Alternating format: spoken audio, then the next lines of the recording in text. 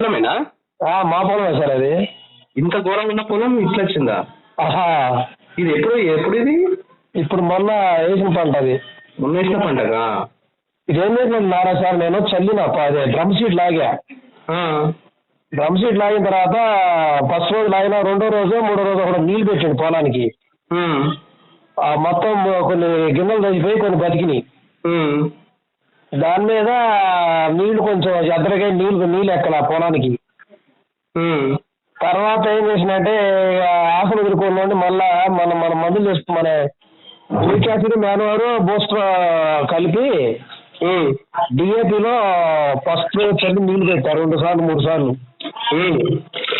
తర్వాత ఇక మొత్తం పచ్చగా తిరిగింది. పచ్చగా తిరిగిన మళ్ళీ 15-20 రోజుల తర్వాత మళ్ళీ వేసిన, మళ్ళా బూస్టర్, యూరిక్ యాసిడ్, డిఏపి అరకట్ట.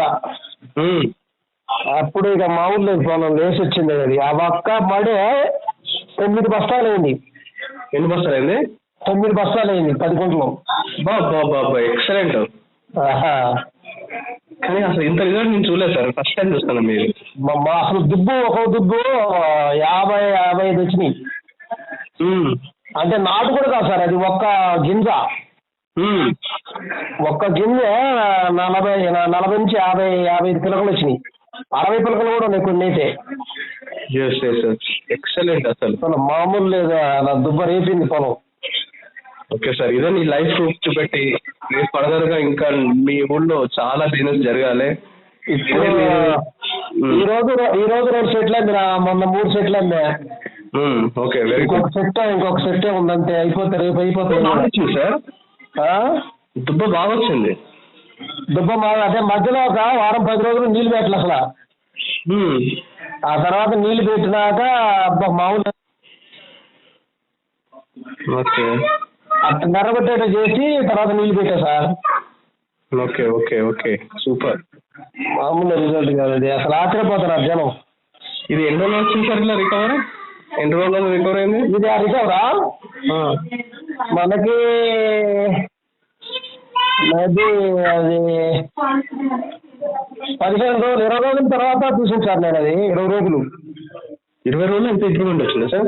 20 రోజులు చేసినాక మళ్ళీ 20 రోజులకి మళ్ళీ ఇచ్చిన, మళ్ళీ రెండోసారి అంటే 4 రోజులు 15 రోజులు అది రిజల్ట్ వచ్చింది. Super super. అంటే 2 డోసులు వేసారు మీరు? అంటే 2 సార్లు వేసినాక అట్లా 10 మంది కూడా పట్ల, ఒక్క పురుగు లేదు, దోమ లేదు. అసలు లాస్ట్ వరకు కూడా పంట బాగా పండింది. మిషన్ మడి వరకు మిషన్ పంపిస్తున్నాయి. మా పొలం కూడా నేను వేసిన అడుగు మందే పర్ఫెక్ట్. గ్రోత్ చల్లలేదు, ఈవెన్ నేను ఫ్లవర్ బుల్ కూడా చల్లలేదు. బూస్టర్ హుమిక్ మాన్యూర్తోనే కొట్టించిన అంతే.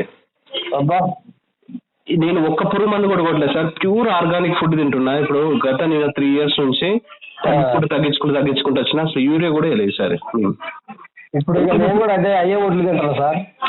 Very good very good. ఇది చాలు సార్. ఇంత హెల్తీ ఫుడ్ మనం తింటున్నామంటే ఫస్ట్ మన ఆరోగ్యం మనం కాపాడుకొని 10 మందికి కూడా ఇవ్వాలంటే దీన్ని ఆడించి మనము బయట కూడా మంచి ఆర్గానిక్ ఫుడ్ రైస్ ని మీరు ప్రమోట్ చేయొచ్చు. నెక్స్ట్ టైం కూడా ఇదే ప్లాన్ చేస్తున్నాం సార్. మనము మన కీవా ప్రొడక్ట్స్ తో ఆర్గానిక్ గా పండించిన పంటని మనమే కొందాం, మనమే కొని కంపెనీ తీసుకునే ఆలోచన కూడా ఉంది.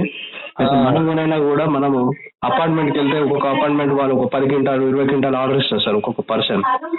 సో మనం ఒక పల్లెటూరులో మీరు కనుక ఇట్లా ఇంప్రూవ్మెంట్ చేస్తే ఎవరు ఏ రైతులు ఎంత పండించారో ఆ పంట మొత్తం మనం తీసుకుందాం.